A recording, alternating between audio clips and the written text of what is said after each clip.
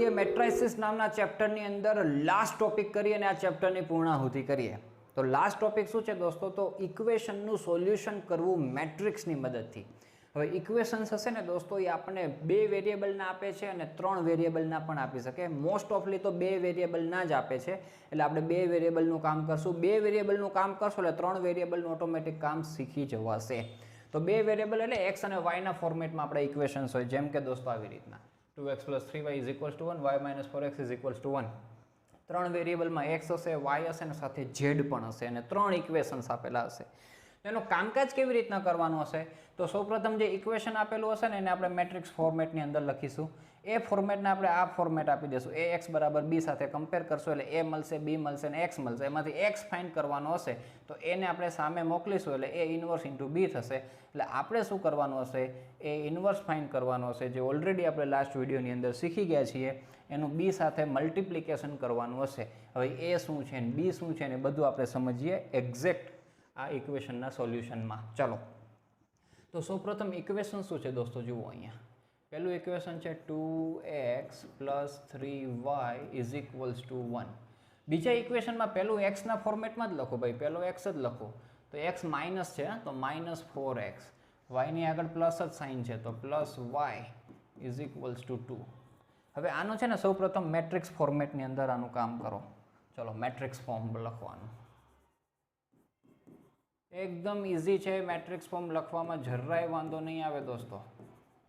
Matrix form કેવી રીતના લખાશે જોજો. તો મેટ્રિક્સ ફોર્મ છે ને આપણે આવી રીતના લખશું. સૌપ્રથમ શું કરવાનું? આ x અને y ના જે કોફિશિયન્ટ છે ને દોસ્તો, એનો એક 2x2 મેટ્રિક્સ બનાવવાનો. તો જો x નો કોફિશિયન્ટ 2, y નો કોફિશિયન્ટ 3, x નો કોફિશિયન્ટ -4, y નો કોફિશિયન્ટ 1, 2x2 નો બનશે. તમારે બીજું ઇક્વેશન આપેલું છે એ પહેલા લખવું હોય, પહેલા પાછળ લખવું હોય, ઉપર નીચે કરવું હોય તો 2 3 નીચે જાય, -4 1 ઉપર આવી જાય તોય વાંધો નથી, છૂટછાટ. પણ x અને y ના કોફિશિયન્ટ છે દોસ્તો મસ્ત લખી દેવાનું અહીંયા 2 3 2 3 4 1 -4 1. તો અહીંયા લખીએ દોસ્તો આપણે x y અને = કરીને પછી દોસ્તો આપણા જે ઇક્વેશન છે એના = પછી જે હોય ને એ જ લખવાના છે. તો અહીંયા થશે 1 એન્ડ આપણું આ 2. તો આ દોસ્તો ઇક્વેશનનું મેટ્રિક્સ ફોર્મ કહેવાય દોસ્તો. અને આ મેટ્રિક્સ ફોર્મની રિવર્સ પ્રોસિજર કરો તો આ જ ઇક્વેશન પાછા આપણને મળે.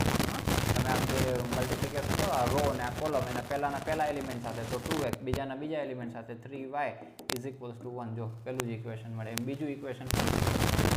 તો મેટ્રિક્સ ફોર્મ આવ્યું દોસ્તો, અને આ જે મેટ્રિક્સ ફોર્મ આવ્યું હોય એને આપણે દોસ્તો ઇક્વેટ કરવાનું છે આપણું સ્ટાન્ડર્ડ ફોર્મેટ ax = b સાથે. બરાબર? તો આમાં છે ને આ a થયો તમારો, આ પેલો a થયો, બીજો મેટ્રિક્સ x થયો અને = પછીનો મેટ્રિક્સ b થયો. આ ખાસ ધ્યાનમાં રાખજો. બરાબર? એ ખાસ લખવું તો આપણે લખી દઈએ.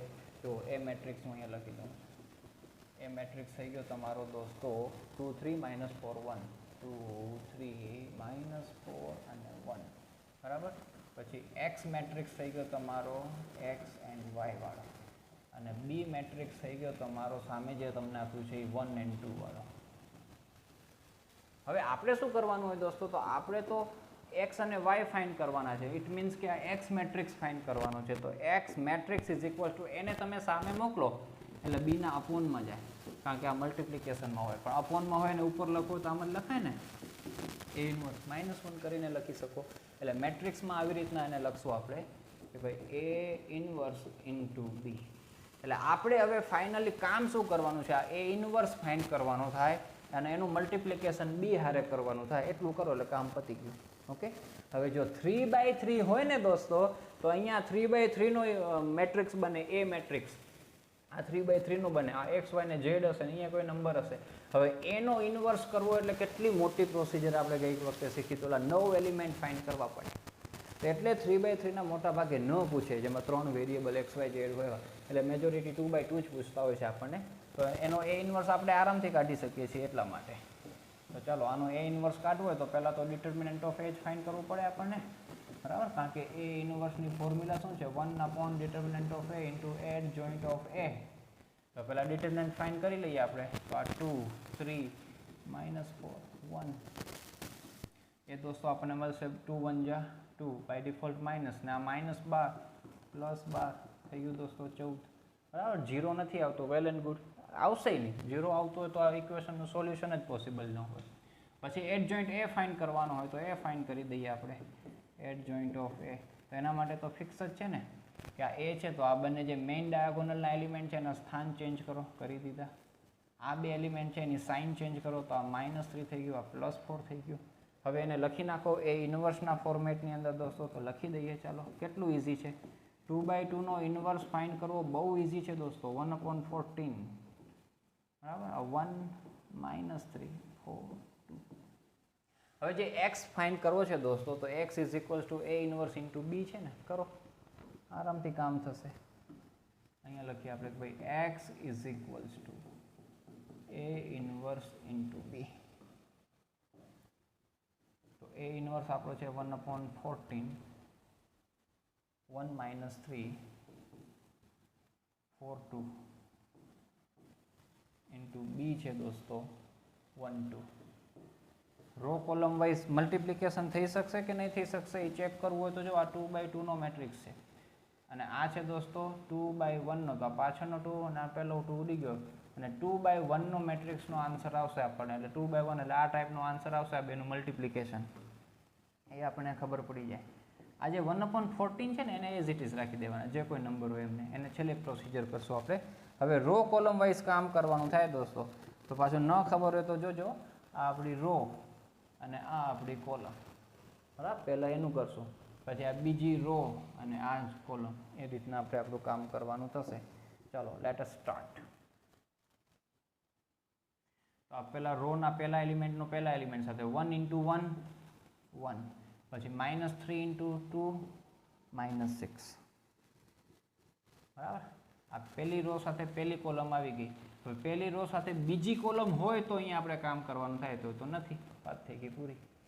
ચલો, હવે બીજી રોની પહેલી કોલમ સાથે, તો 4 × 1 4 અને 2 × 2 4, આવી રીતના કામ કરવાનું થાય. તો 1/14, આ 1 માંથી 6 છે તો -5, અને 4 ને 4 દોસ્તો 8 આવે.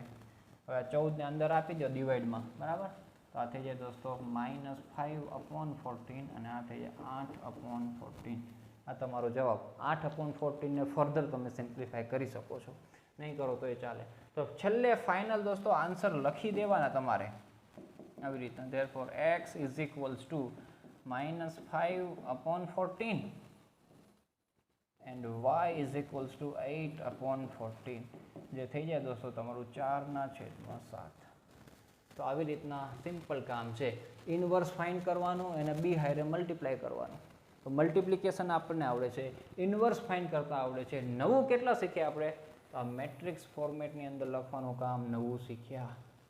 આટલું શીખી જાઓ એટલે તમારી આ મેથડ કમ્પ્લીટ. આનો એક ન્યુમેરિકલ 100% દોસ્તો હશે ને હશે જ, બરાબર. તો અહીંયા તમને આપેલી છે દોસ્તો, આ 1 આપેલો છે, તો એની પ્રેક્ટિસ કરજો, એનો આન્સર મળશે 1 and -2. બીજામાં થોડીક વેરાયટી છે દોસ્તો, બરાબર. જુઓ, આ 2x y વાળા ટર્મ છે, પણ અહીંયા ખાલી 4 નંબર જ હોવા જોઈએ, એની જગ્યાએ 2xy છે. તો આમાં કેવી રીતના કામ કરવું? તો પહેલાં xy અહીંયા કાંઈ હોવું ના જોઈએ ભાઈ, કોન્સ્ટન્ટ નંબર જ હોવા જોઈએ, જેમ અહીંયા છે ને અહીંયા છે. તો અહીંયા xy કાઢવા હોય તો બધાને xy વડે ડિવાઈડ કરો. આ xy વડે ડિવાઈડ, આ xy વડે ડિવાઈડ, આ xy વડે ડિવાઈડ. સેમ અહીંયા પ્રોસિજર કરવી પડશે, એ તમે કરજો. હવે અહીંથી જો xx કટ, અહીંથી આ y કટ, અહીંથી xy અને xy કટ ઉપર નીચે. તો અહીંયા વધ્યું શું? 2/y પ્લસ અહીંયા વધશે દોસ્તો 3/x = 2. કોન્સ્ટન્ટ આવી ગયો, બરાબર. હા, પછી આને વ્યવસ્થિત x વાળું પહેલાં લખી નાખો. 3/x plus 2/y = 2. હવે તમારે શું કરી દેવું પડે? જો અહીંયા તો 1/x આવે, આપણે તો એની બાજુમાં x હોવા જોઈએ, બરાબર. બાજુમાં x હોવા જોઈએ અને y ને બધું ઉપર હોવું જોઈએ. અહીંયા તો નીચે આવી ગયું, તો તમારે છે ને એઝમ્પશન્સ લઈ લેવાનું આવી રીતના કે 1/x = a, 1/y = b. તો અહીંયા દોસ્તો આવી રીતના થઈ જાય. 3 તો 3, આ 1/x ની જગ્યાએ આવી જાય 3a પ્લસ 2, એમને 1/y ની જગ્યાએ b આવી જાય = 2.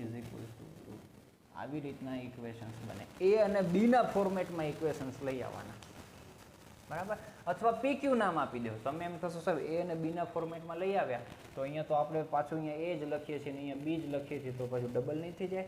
થાય. તો તમે શું કામ કરો, એક આવું કામ કરી નાખો. જુઓ, આ એ અને બી છે ને એની જગ્યાએ એ અને બીની જગ્યાએ PQ નામ આપી દો. ચલો કોઈ વાંધો નહીં, નવું નામ આપી દો. આ P, આ Q. તો આ થઈ જશે દોસ્તો 3P + 2Q = 2.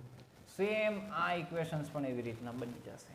બરાબર, અને પછી આપણે જેમ સોલ્વ કરતા હતા એવી રીતના સોલ્વ કરજો દોસ્તો.